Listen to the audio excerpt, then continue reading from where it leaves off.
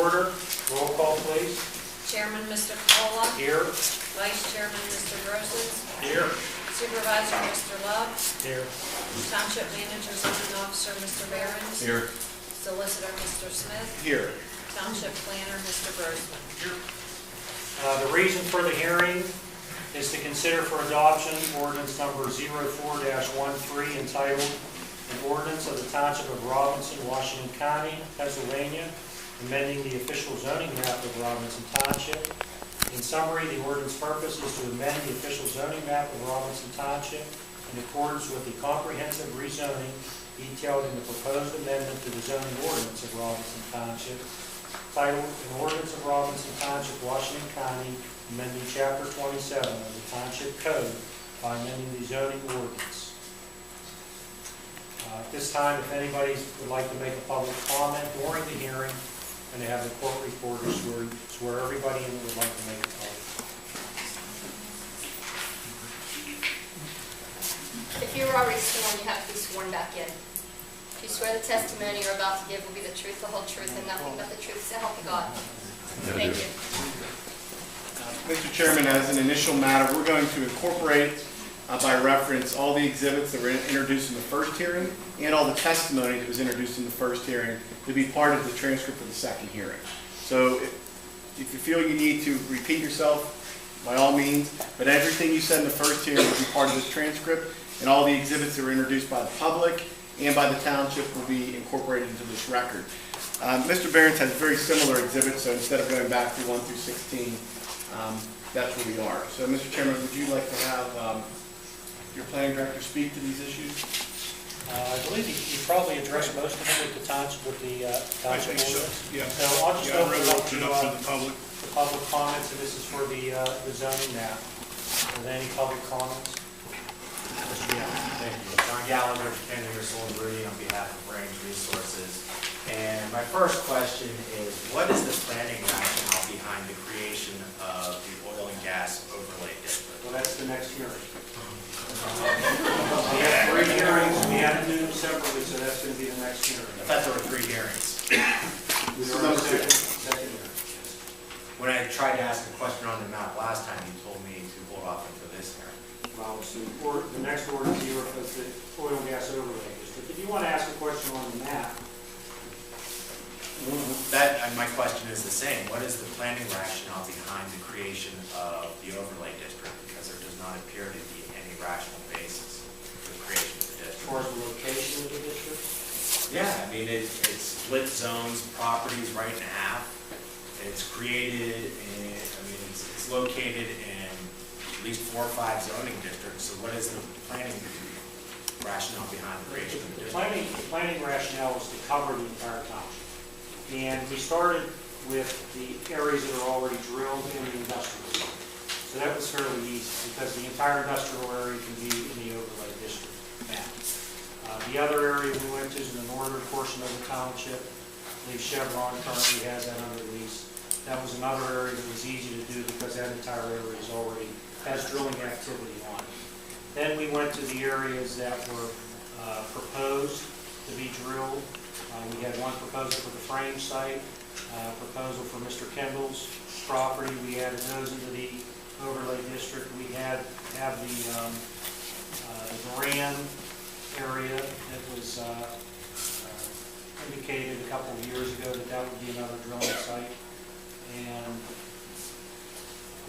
then we have the area off of 980, which is owned, I believe, by Imperial Land. There's a drilling site located on that parcel, so we included that parcel. Now we do recognize that there are 2 other pads on the area between Quicksilver Road and 980 that are also located on the Imperial Land property. We didn't include those in because and I'm going to state that for the record that we recognize that those will be legally non-conforming uses. And we do anticipate that those are going to have further wells drilled on them. Because of the turnpike route, we weren't sure about the route. We didn't want to put a overlay district there without knowing exactly where it might affect the turnpike. We do understand that those are going to be drilled further, those 2 districts. Can I ask Mr. Grossman what the planning rationale is behind the creation of the district? I was not as intimately involved in the creation of the district. In fact, there was another company actually did the map work. My understanding of it is to meet the municipality planning code goal of giving regional access to minerals in the municipality. Yeah, well, I mean, why would you split zone properties? I mean, is it not true that in planning, you zone an entire property? That's just property. No, Entire lot. quite frequently, depending on the size of the property, quite frequently there are many good reasons to split zone property. What are the reasons here? Because they look fairly arbitrary to me. Could you explain an overlay district and how it works and what we can do with an overlay district? Sure. The overlay district concept is most traditionally used for other things such as floodplain, and that's usually a good example where you actually have something that's defined by hydrology. But floodplain frequently splits the property. If you have a 50-acre farm, maybe only 10 acres of that farm is in floodplain. That's one of the purposes for overlay districts. This isn't a floodplain issue. This is an oil gas overlay. No, but I'm answering Mr. Capola's question to explain what an overlay district is. An overlay district gives the township the flexibility to create standards for something that transcends many different zoning districts. So it's not a use-based district solely. It's based upon giving reasonable access to minerals. So you may debate the size of the overlay, but I think the overlay concept is to create some flexibility. Well, the zoning ordinance permitted oil and gas development in all zoning districts, so limiting it to less than 10% of the zoning district doesn't seem very flexible to me. It permitted it as a conditional use, and that's where we ran into a problem. And I think most of the discussion with Mr. Smith centered on the legality of including it everywhere. And that's where we ran into a zoning issue with compatible use. I'm going to let Mr. Smith discuss that issue that we had with where to put the overlay. And oftentimes, when the township wants to restrict, let's say, drilling or industrial activity in a residential area, like Cecil's more easy to look at here, we have maybe 80% residential. If you say no drilling in residential areas, you'd say no drilling in 80% of the town. So what the overlay does is come in over top of that district and say there are patches of residential that would be compatible with that, but we can't have it both ways. We can't restrict it residentially and then allow it everywhere. So what the township looked at in this instance was making sure that no matter where the zones were, that all parts of the township could be reached horizontally in terms of the different pad areas, that if the company wanted to drill out the township, either from Robinson Township or from, we can't control neighboring townships, but what we looked at was from Robinson Township, and they could reach everywhere, every particular parcel, assuming that they have the drilling rights in those particular areas. So that was sort of the concept. We're all waiting for, of course, the Supreme Court to rule on Act 13 as to what the court will do as to where you're allowed to drill, where you're not allowed to drill. The Commonwealth Court did agree with Robinson's position about compatibility. And so there was a question of, as of right now, could we allow drilling in a residential neighborhood? And because we can't really restrict, we don't want to restrict universally by district. Some of you may have residential district with 200 acres of farm, and that wouldn't be fair to us to say no drilling in that particular district. The overlay took a look at some of those and came over top and said portions of those areas would be available for drilling. Tied into that was having this go to the zoning hearing board as a special exception, because the board recognized that a driller may come in and say, I can't, I've looked at every possible solution, I cannot drill Mr. Campbell's property, I can't reach it from anywhere I want to be. So, like any other hardship candidate, an industry could come in before the zoning hearing board, either by special exception for a specific site, or by variance saying, I meet this hardship and I want to be able to drill in that location. In both scenarios, the zoning hearing board would have the ability to make that call. Now, I wasn't involved with the actual map and didn't do the calculations, but, and I don't know, Sean, if Range has a position about how far. I know typically companies can go up to 2 miles from a drill site. So, and I know that keeps getting further. I mean, there's no rational basis for the creation of this district. Well, do you know how far rain can go horizontally? I don't know how, I mean, anyway, I don't even know if they could put pads in these districts. Well, assuming that they could, do you know how far they've drilled horizontally? I can't speak to that. Mr. Cannon, do you know? Wasn't sworn in. Oh. They, the map that we did. But, I mean, that's irrelevant. I mean, these are from, most of these you said are from existing well pads, so you're essentially precluding the development of new. No, just the whole area. If there's a well pad in that area, there's nothing But, precluding. here, Mr. Bishop, there's no rational basis for cutting this property in half or this property in half. I mean, when you look at this is why the whole district at one time was RA, because the township is pretty wide open. They're large lots, and they're all suitable for oil and gas development. What makes this area and this area different than any of this right here? The answer is absolutely nothing. And that's why I'm asking for the planning rationale behind the creation of this overlay. Could you explain the legality to everybody here of allowing an industrial use everywhere?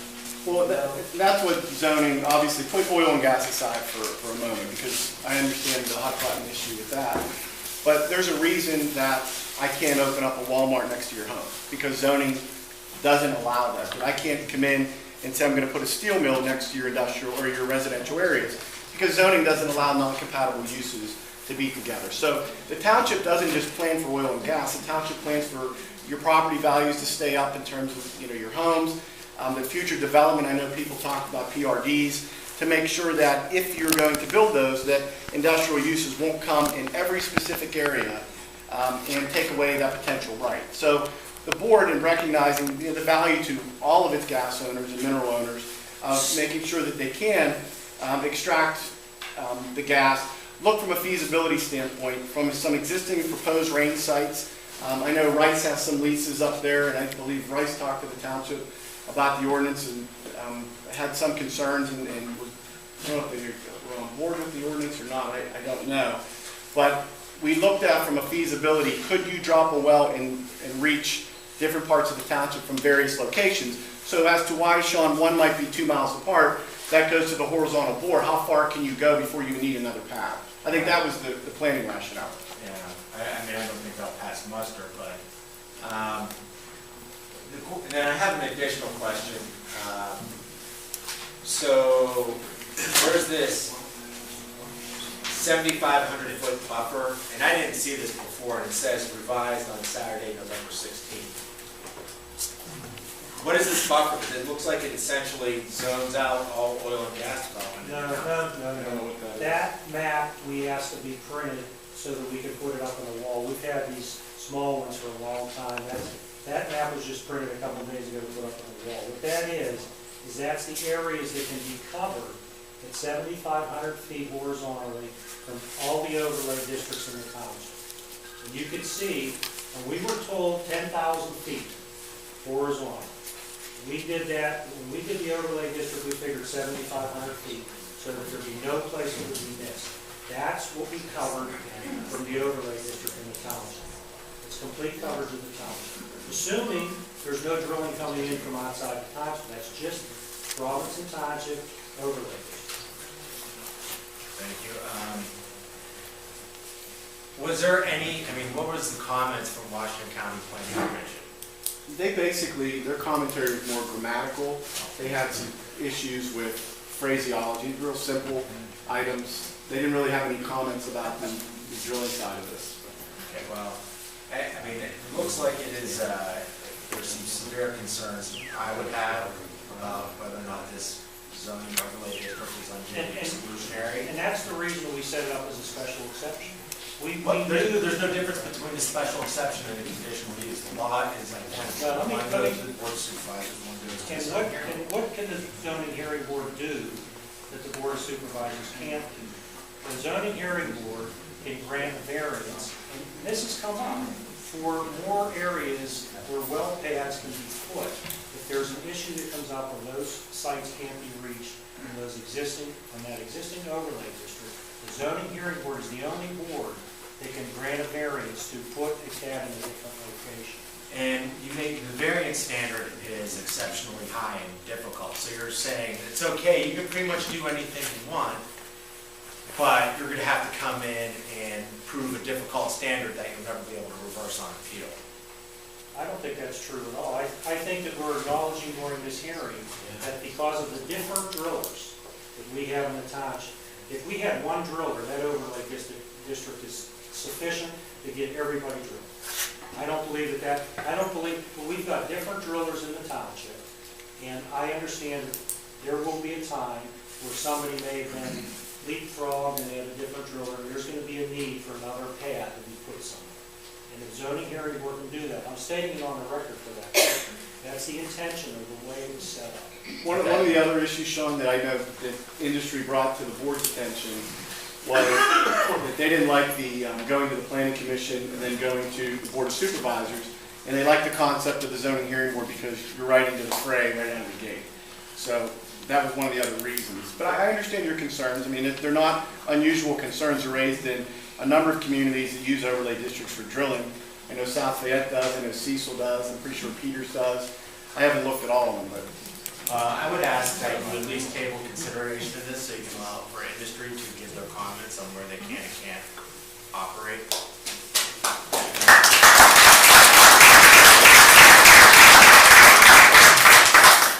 Yeah, I did get your letter this evening, and I got through as much as I could, so. Did you have in your letter the additional areas that you think you may need? I only reviewed this in the past couple of days. Or do you think within the next couple of days you could get us the additional areas that you may need? I mean, we'd ask for at least a couple of weeks. Wow. Any other public comments?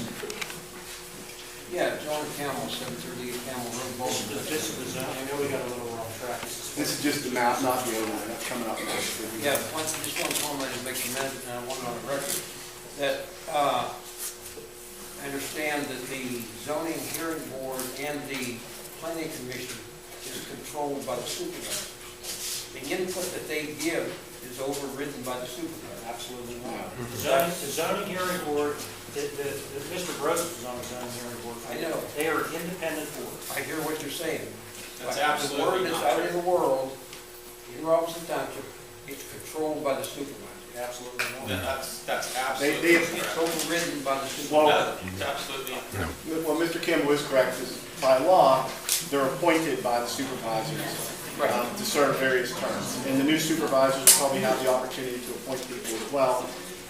Planning commission is a recommending body, and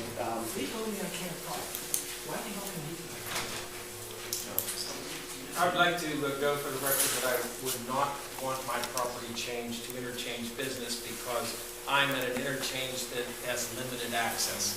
So even if I wanted to put a business there, no one could get to my property. and those are similar comments from your first hearing, right? Was that what you were referring to before? Yeah. You can't get off that interchange. You can't get off of it.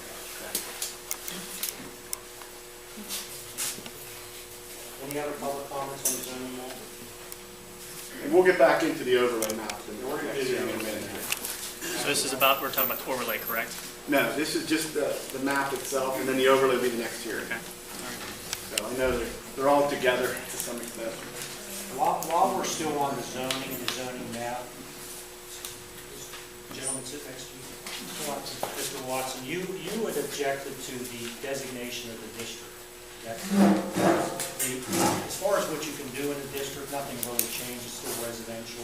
But you were objecting just to the way it was designated? That's my primary objection, yes. But I'm also a leaseholder, and in reading the present zoning laws, it said that oil and gas permits could be applied for in all districts of Robinson Township except the floodplain at the very southern tip. In reading the new zoning laws, it was only under agricultural and industrial where permits could be applied. It's the overlay district. It's several districts, it's just an overlay. So what you're telling me then is that even though I'm in this conservation, special conservation district. Well, there's a big overlay district up in the northern portion of the township. It's probably pretty close to you. The green at the top, is that what you're referring to? No, it would be the next one over. Mr. Gallagher's talking about. There's a large overlay up there. But that was your objection on the designation. I despise the word spot, Yeah. and I'd like that changed. We talked to the planner about that, so we're going to look into that.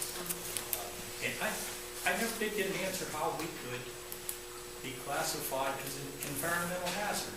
I think, again, the planner said that his choice of words, be they poor or not, as he indicated, he looks at environmental hazards differently as you do in terms of they're not toxic, they're slopes, they're severe drop-offs, things like that.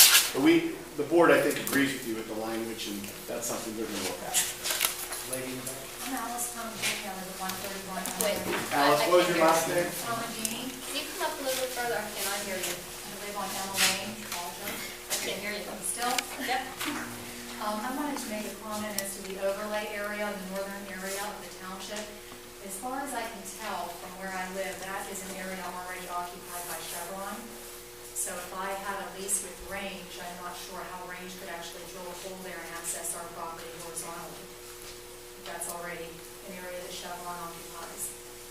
And I think that's the reason we need some input from the drillers as to where they're drilling, maybe in the adjacent township, where they would intend to drill in the northern portion of the township. Because right now, we just don't know where they would want that pad at.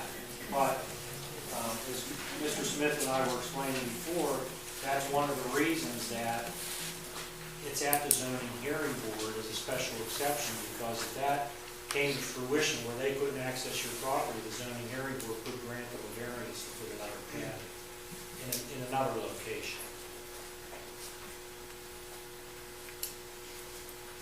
Mr. Chairman. Sean Kramer, 232 Robinson Church Road. I also would like to note that my property under this new plan would be changed. I would like to be considered as a stable residential, because under industrial or interchange business development, you cannot see my property from the turnpike. So if I wanted to start a deer processing plant or some adult entertainment facility, I would not be profitable for me. Please take that under advisement. Whose property is between yours and the turnpike? Cinders. And there's another small piece that's south of yours that juts out towards the turnpike. South. Who's South. Homes. Homes? And Borovich. There are several families who have signed gas leases that you put into that district, like they're into that business district, and there is no way to get, unless you jumped off the turnpike, you cannot drive off of it. For the gas, you mean? The gas use? For business. Oh, just the access. For business. Well, we're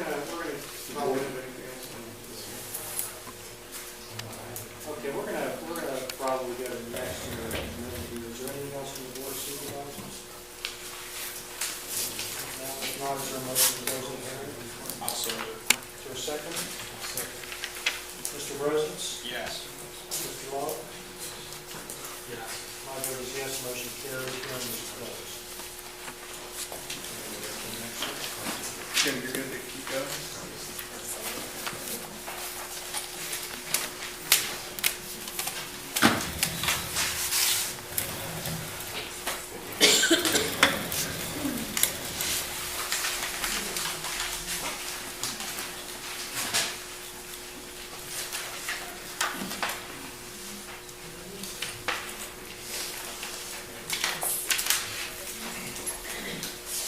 Hearing will come to order, roll call please. Chairman, Mr. Paula. Here. Vice Chairman, Mr. Broseph. Here. Supervisor, Mr. Love. Here. Township Manager, Zoning Officer, Mr. Behrens. Here. Solicitor, Mr. Smith. Here. Township Planner, Mr. Grossman. Here. Purpose of the hearing is to consider for adoption ordinance number 05-13, entitled an ordinance of the Township of Robinson, Washington County, Pennsylvania, creating the official oil and gas development and operations overlay district. Purpose of the ordinance is to create an oil and gas development and operations overlay district in the township that identifies areas in which oil and gas development and operation will be permitted as a use by special exception. This time I have the court reporter swear in anybody who would like to give testimony or raise your hand, please. Do you swear the testimony you're about to give will be the truth, the whole truth, and nothing but the truth, so help you God? Exhibit centered in the record. Yeah, with the, consistent with the last two hearings, we will incorporate the first two hearings into the third. So all the exhibits that have been introduced will be found in the third hearing as well. And all the testimony that all of you have previously introduced will also be part of the third hearing as well. Now, again, that doesn't negate your ability to provide additional testimony, but everything you've said this evening is part of each hearing. Okay? Are there any comments from the board? If not, we're going to go right to public comments and try to be brief, please. Sean Gallagher, on behalf of Drainage Resources again.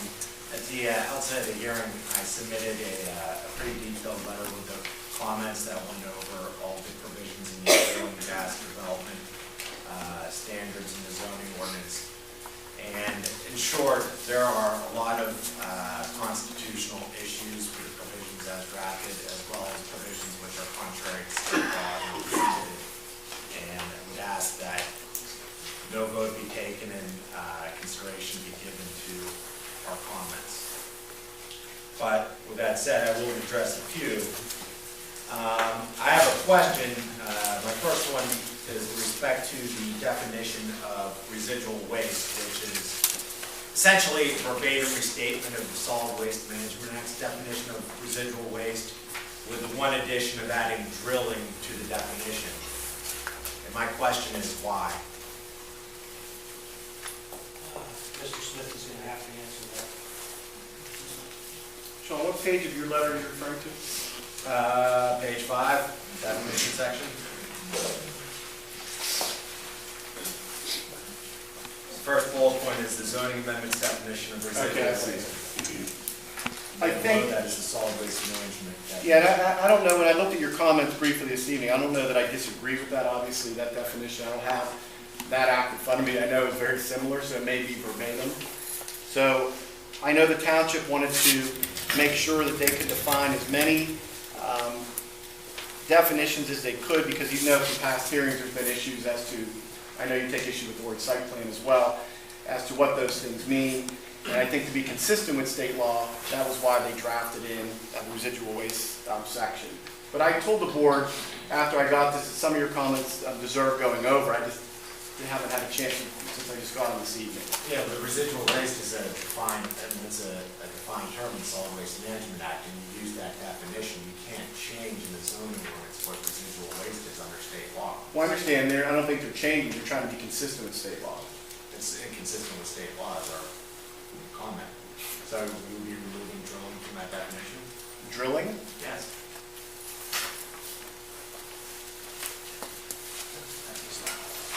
Yeah, you know what, Sean? I have to look in connection with where drilling is, take a look and see if that's possible. Fair enough. But I can go through every single one of these, but that's why I asked that you table this to consider the comments. Mr. Gallagher, I can assure you that we are going to look at your entire. Yeah, had I had it before the meeting, I'd have looked at it all. So you will have an opportunity in the future to address every one of those. Okay, I just have a couple more comments. And one, you have that after an application is submitted, that an applicant can not present any testimony or evidence at a hearing unless it was submitted with the application. And that runs afoul of procedural due process. I mean, what's the point of making a special exception mechanism? That's an evidentiary hearing. Well, You're supposed to support evidence and present testimony different than your application, actually in addition to. So to prevent somebody from entering evidence at a hearing is a direct violation of constitutional protections. And my question is, If you're gonna have such a requirement, why not make zone or oil and gas development use permitted by right? I assume that the board in doing that doesn't mean that they're going to negate your ability to introduce evidence at a hearing. That's what it says. What they want to negate is the ability to change the application. So when an industry comes in, which we've had in the past, says that we want this approved and here's our application that's scheduled for a hearing, and when the time they get to the hearing, it's something different. And Mr. Cole, I think that was the basis for that language. Now, I'm looking at your letter, and I'm not looking at the actual ordinance, Sean, so I will go back and look to make sure, because you're right, you have the ability to introduce evidence to support your application. That's not what that means. But if it's drafted poorly, we'll go back and take a look at It's it. drafted poorly. Then the other thing, one of the other things is that you're supposed, the zoning ordinance requires sound mitigation measures and sound barriers be constructed around the entire well site. And it seems, well, there's a lot of issues with it, but well, I mean, how can you require that, one, if use complies with the zoning ordinance's noise provisions? Well, in order to allow it everywhere that we did, because if you look at the ordinance, it says in the industrial district that requirement can be waived. But in order to allow those activities in the residential areas, we had to build in some sort of a protection to enable that to be done, but yet not be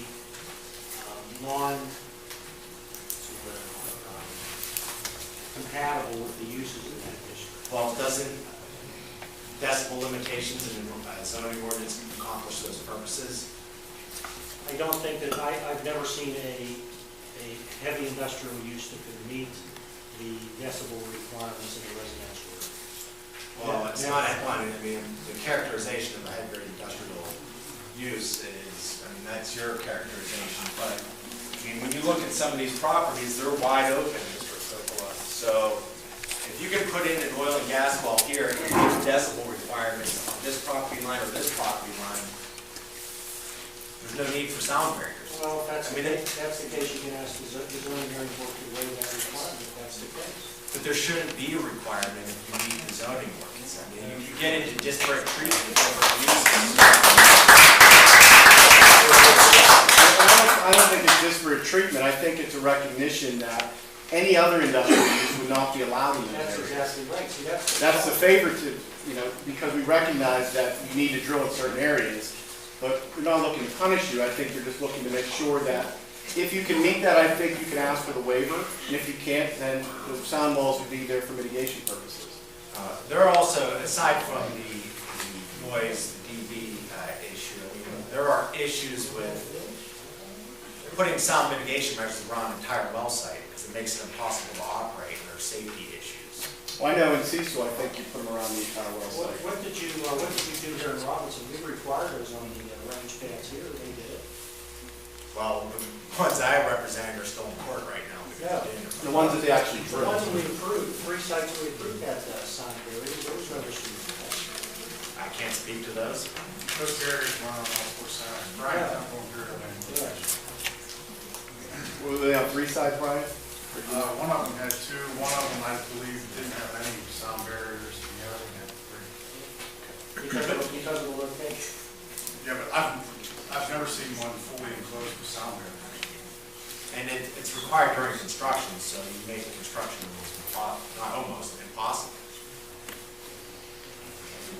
Sound barriers are required during construction? It says during construction.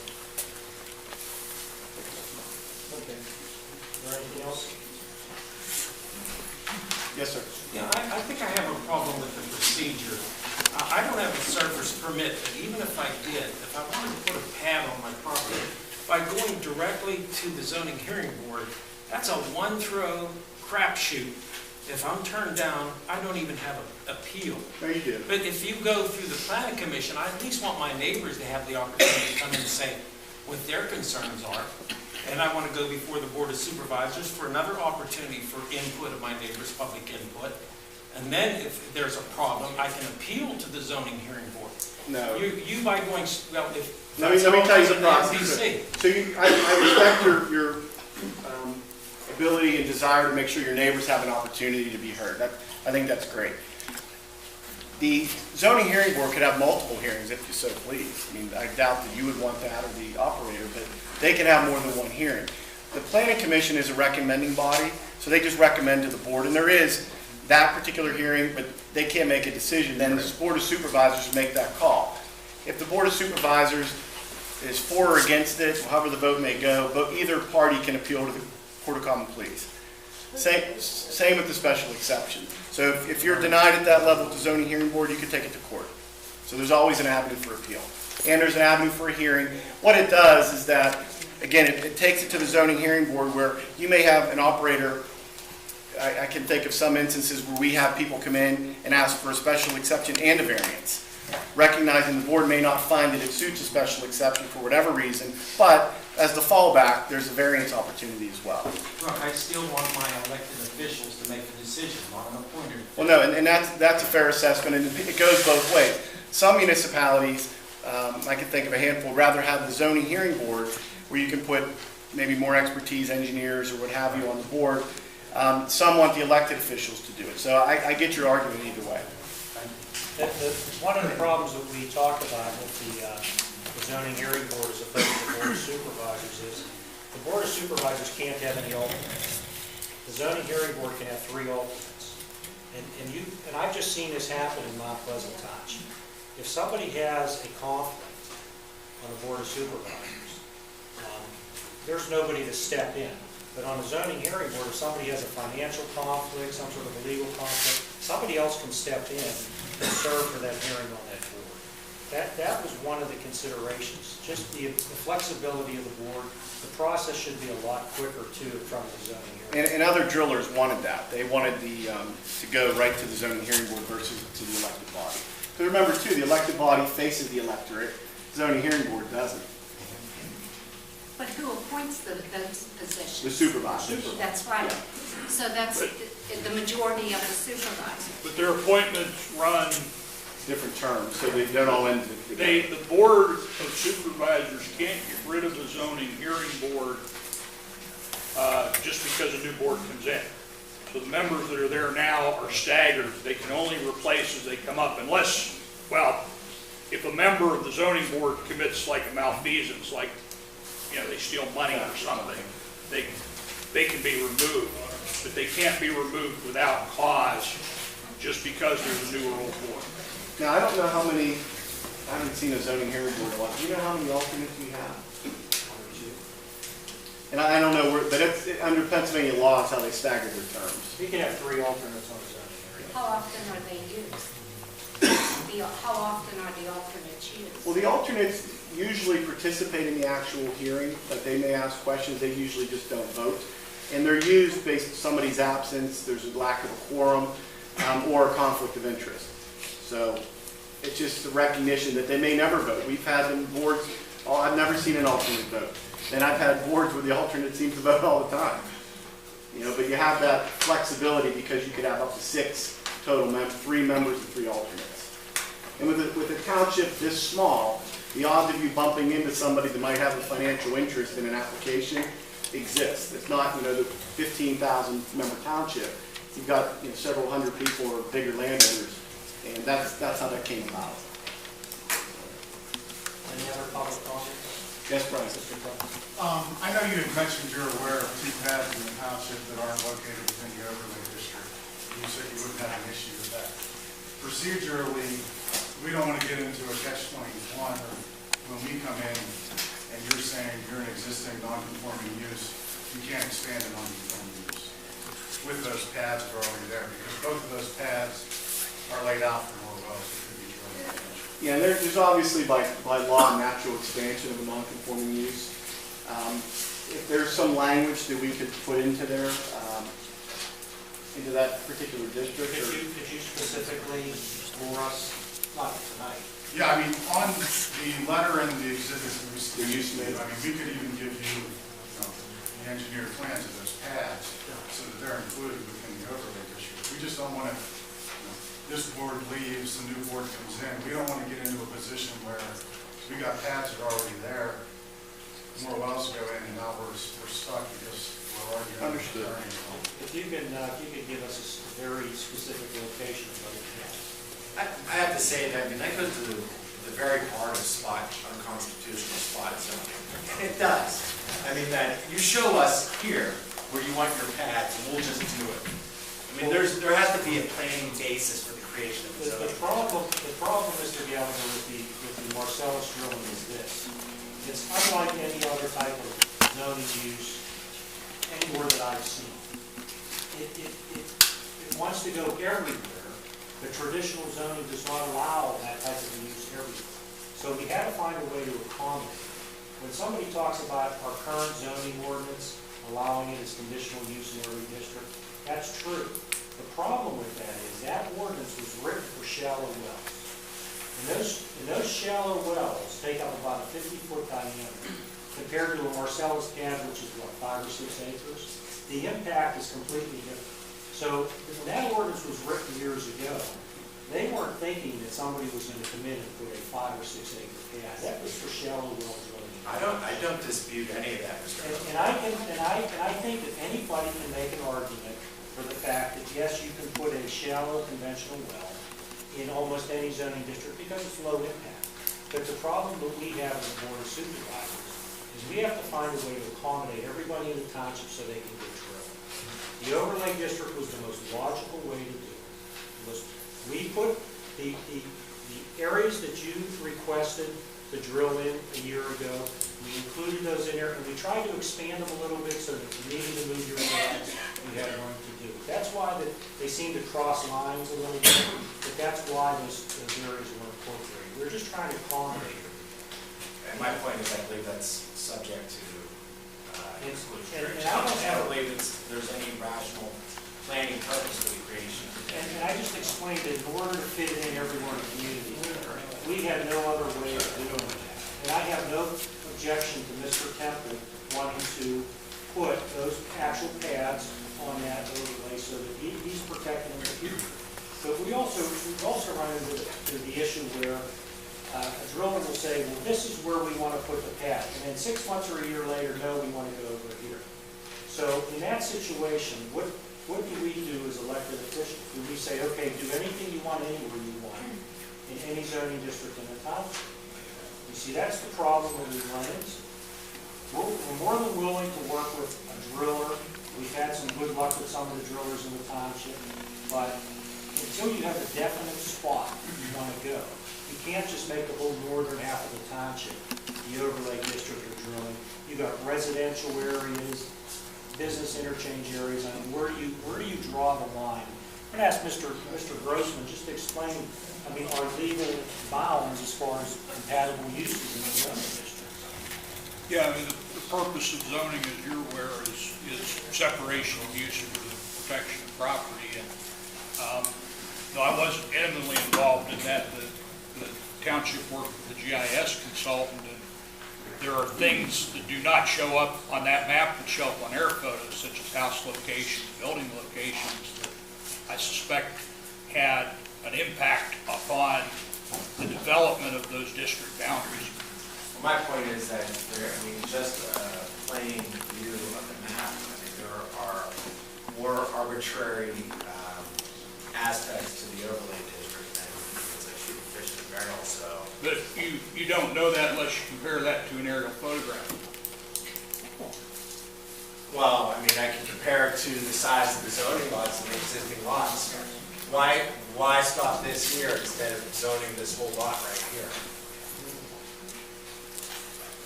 What makes this zoning, these are all different zoning districts. Well, the problem is that's what you requested a year ago, and that's I've explained it, that's why it's there. That's why the Kendall property is done the way it is, because that's where we thought you wanted to be.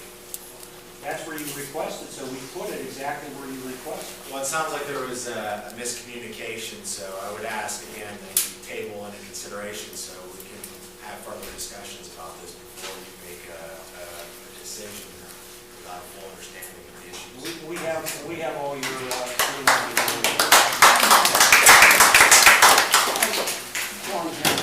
I do have a question. I do have a question, and I've got this up before. Why is it only in Robinson Township we have so many problems with the drilling process? You go to the neighboring townships, they don't have all these problems. We haven't had up until recently, we've had no problems whatsoever with the drilling. You know how many well pads we've approved? I know, you brought that up before, but there were so many that were denied also. No. But the other surrounding townships have no problem, they moved forward. There were not so many, there were two. There were two. We've gone through this Well, okay, over two. and over and over. Two. You know what the representative from the midstream company said to me after we finished approving all the road process? He really appreciates how professional we were, and he appreciates working with us. So you mean the other townships aren't professional? I don't know what the other townships do. You're making an accusation that Robinson Township is somehow difficult to work in.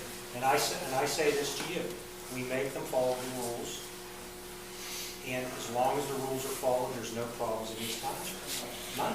And Mr. Campbell, I think you know as well, I mean, South Fayette, Cecil, Robinson, and Mount Pleasant are all in court with the industry. You know, over one site or another. They're all in litigation with industry. So it's just, you know, you have to protect the township as a I whole. understand that. We have Smith neighboring, we have Finley neighboring, and everything's moving forward. It's all. Smith has one pad, or Finley has what, one pad? They've went past so far, and more coming out.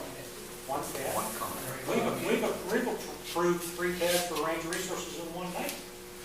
Yeah, that's in the past. Yeah. We need to move forward. Understand. Right? What about Chevron? We have a good working relationship with Chevron. They come in before us with different things. There's no problem with Chevron. Rice Energy, I understand That's Rice my point. Energy. We just need to move forward. Well, let me say that one of the big problems Robinson has, and you don't see it as much in some of the other townships, we have multiple drillers in the township. If we had one driller, I don't think we'd be having this conversation, because there would be no access problems whatsoever. The problem is we've got multiple drillers. You've got one driller, say Chevron, in the northern portion of the township, and then people on the other side want range to drill on the other side. So that's where we run into a problem, not with the driller. It's the multiple drillers. Mrs. Valentino? I guess it's mainly for you, John. Okay. You mentioned before that the Supreme Court decision may affect Yep. this overlay district. Do you have any time frame for when that decision might be made? I wish I did. We argued last October, and in August, the state asked for re-argument, and the Supreme Court is weighing that decision as well as the ultimate decision. Unfortunately, there really isn't a timetable for the court to rule. If the court would come back and find against us and overrule the Commonwealth Court, then the overlay district would go away. Yeah, you would just be able to drill everywhere, and there'd be nothing to stop anybody from anything, and that may be fine, if that's what the township wants. If the court comes back, they may also come back and look at and really develop compatibility, because that was the constitutional basis why the Commonwealth Court struck down the law that you can pretty much drill anywhere, because it wasn't compatible with all your uses. Because the board also has to look at your tax base and has to make sure that your tax base is maintained. And so it's a difficult balance, and you can see all the comments back and forth. But to your question, Ms. Valentino, I wish I knew, and I don't know. I think that one thing you should keep in mind is if the Supreme Court affirms, is that the proper word? Affirms the Commonwealth. Affirms the Commonwealth Court, and we have it as conditional use in this township, we can be in trouble, because the compatible use law still applies. And under our current zoning ordinance, having a heavy industrial use or an industrial use or heavy commercial, whatever way they want to define it, technically, you're pushing the envelope of the law. So if they come back and say the Commonwealth Court decision stands or they add to it, and we're responsible for conditional use, there's going to be a lot of people that can't do anything. You're not going to be able to drill. That's the idea behind the overlay district. That's how we can put those uses everywhere. And I have absolutely no problem looking at areas that they want to look at, areas that Mr. Temple wants to add on to that thing. That's not an issue. But that takes a little cooperation. And we've had some cooperation, and at other times we've had nothing from the industry. Are there any other public comments? Not yet. All right, my name's Amanda Kendall. I live at 1620 Valley View Road.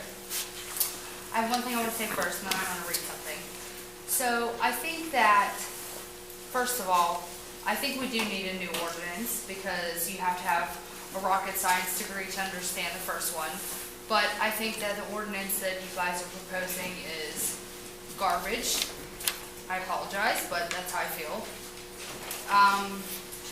And I would like to know how much of the residents' taxpayers' dollars did you guys, as the board, spend on advertising and the solicitor's fees for this amended zoning ordinance and the new zoning districts that clearly, as the residents are here, and we have 250 signatures, which might only be 13% of the residents in this township, but how many residents vote in this township? 400?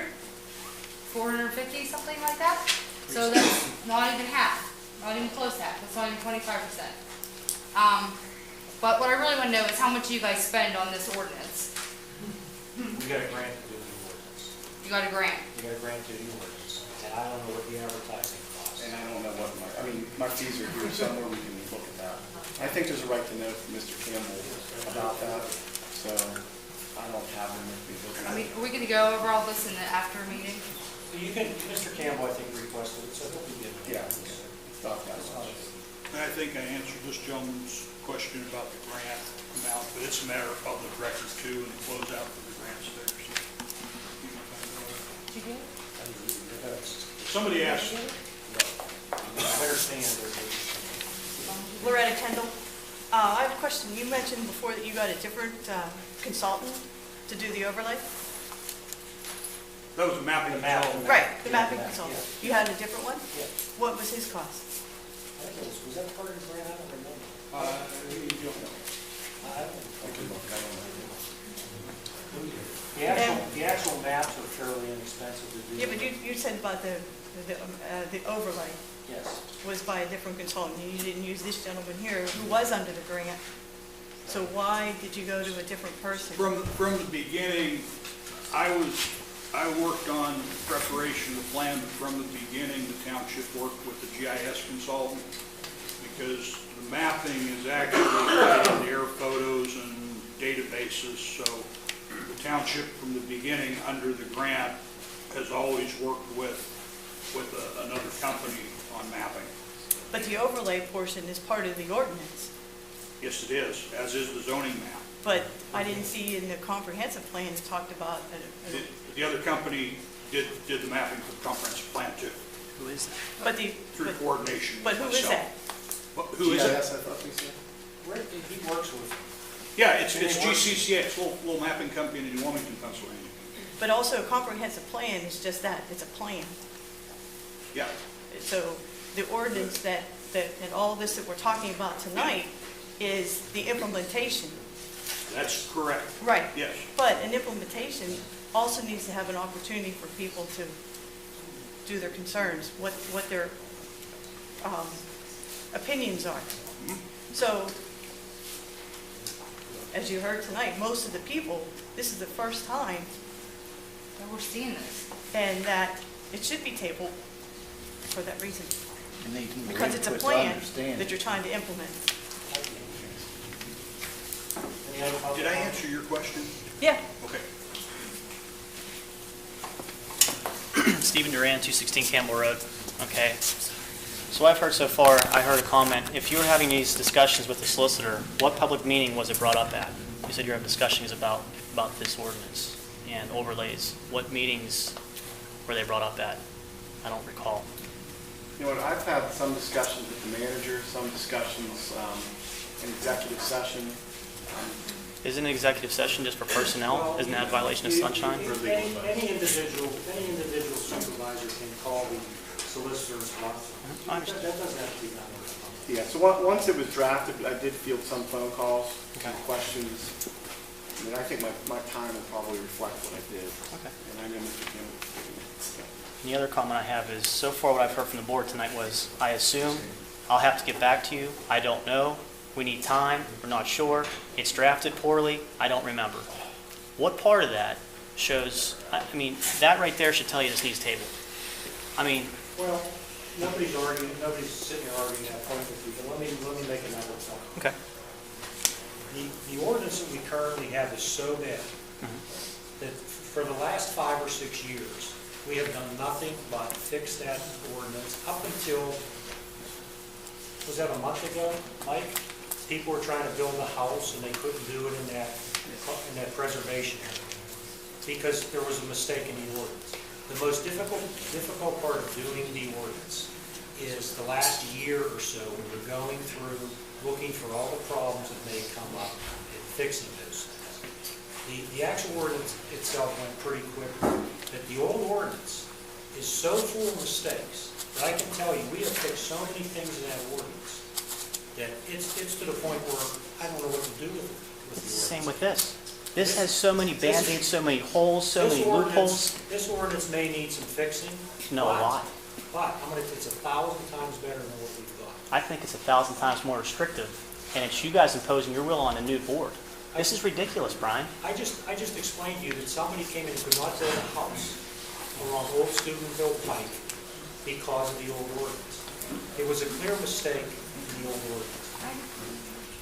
This is creating more headaches for our township. Yeah, Brian, the problem I have with that comment was, that was a comment you made 6 years ago. The problem I have is it took you 6 years to change that ordinance, and on your way out, you're going to change it. Now, 6 years ago, I had the honor of serving in this township for 17 years.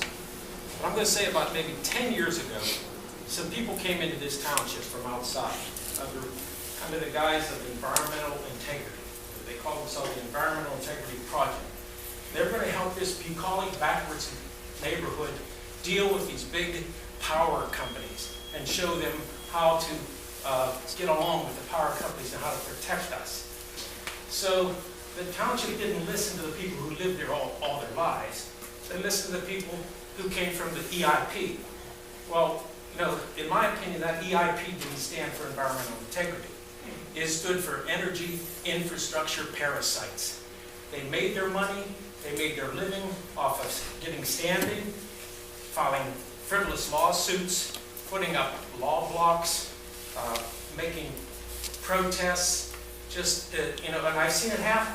So what happens is this township doesn't progress. I'll give you an analogy. One of the farmers came to me and said, I had to put a cow down because the cow was walking in circles. It must have had a parasite in the brain.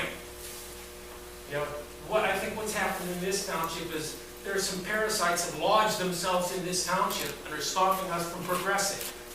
Now we need to move on. You said you successfully gave 5 wells in this township under the old ordinance. Why can't we keep doing it under the old ordinance? What is the tone of this new ordinance? What is its purpose? What is its real purpose? Is it to punish certain people? Is it to hold back the energy companies? I think it's time to get rid of the parasite. In this, the words of Jack Nicholson, this township needs a good enema. Amen.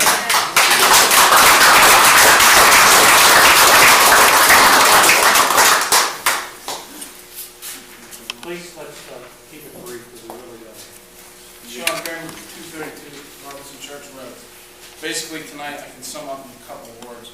The residents have spoken. We are fed up. We are disappointed by vain, big-headed representation. The residents have spoken. Never before has there been a clear message sent. Never before in this township has there been such a lopsided victory. How would you feel to be remembered like that? We have spoken. In the primary and general election, there wasn't even 50 votes. We are bored of the stale caterwauling by environmental parasites who think they are looking out for everyone's best interest. They don't even know how much they have set back this township and hurt everyone, including themselves and their children. We are finished with the chest beating and being represented like a perennial losing football team. The residents have spoken. We are not in favor of the policies of this lame duck board. The residents were definitely not in favor of the beautification sign painting project by the class of 2006, and we are not in favor of the zoning changes. To the incoming representatives, I hope you remember why you were elected for this position. Our current reps do not. One of our soon-to-be representatives is a veteran and an Eagle Scout. He knows how to serve his community. He is one of 15 plus Eagle Scouts in his extended family. He can count on his family. 15 plus Eagle Scouts. That is an unprecedented number. I am proud to be one of those Eagle Scouts. Our community teaches our children to be stewards of the earth, not servants. So we ask our supervisors, finish your term. Return to your mediocre lifestyle and give the residents back their township. We are disgusted by the term and team of aging second raters. I thought of two quotes that might sum this up. The sort of quote the poet like Dylan Thomas would say, "Do go gentle into that good night," or by lyricist Vincent Neil Wharton, "Don't go away, Matt. Just go away." Thank you.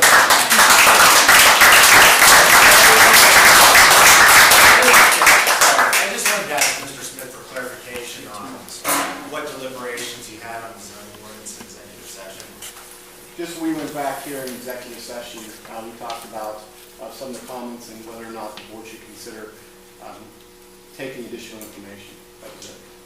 So that was the basis for a quick executive session, which you'll announce at the meeting that's coming up here in the next minute. That's enough. Are there any public comments on the oil and gas order? If not, the motion to close the continuing hearing. Is there a second? Mr. Rogers? Yes. Mr. Love? Yes.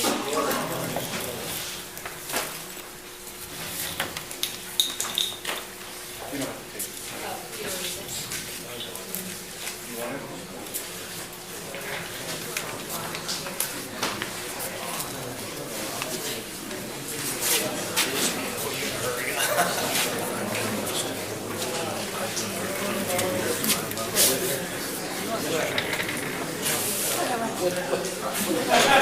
We'll see what the resolution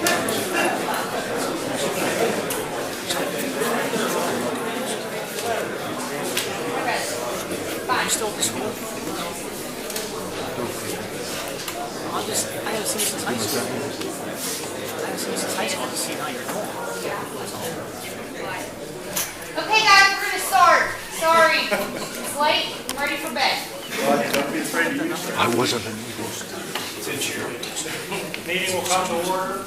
This is the November 18th, 2013 Robinson Township Supervisors meeting. Would you please rise for the pledge, please?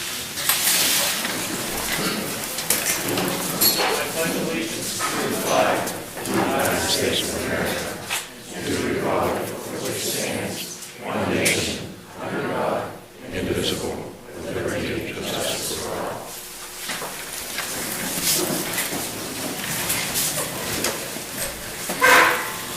First item on the agenda is public comments on agenda items. And we have the gift cards for the employees for Thanksgiving and Christmas, and also the advertising for the proposed budget for the December meeting. Any public comments on those two items? Yeah, this is not to be funny, but is there any money left to buy gift cards for the? Well, Mr. Campbell, to be honest, we have more money in our general fund this year than we did this time last year. If you have any other questions, just feel free to ask. Moving on to approval of meeting minutes. Is there any questions from the board regarding the October 14th meeting? If not, is there a motion to approve the meeting minutes from the supervisors meeting on October 14th, 2013? Also moved. Is there a second? Mr. Brozens? Yes. Mr. Love? My vote is yes, motion carries. Payment of bills.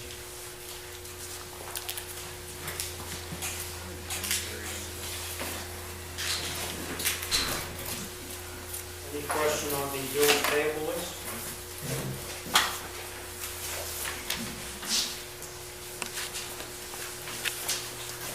Is there a motion to pay all the listed bills? Also moved. Is there a second? Mr. Burgess? Yes. Mr. Love? My vote is yes, motion carries. Treasurer's report. The general fund, we have $76,038.26. Liquid fuels, $14,076.78. And the light fund, we have $4,095.05. Capital improvement fund is $16,464.97.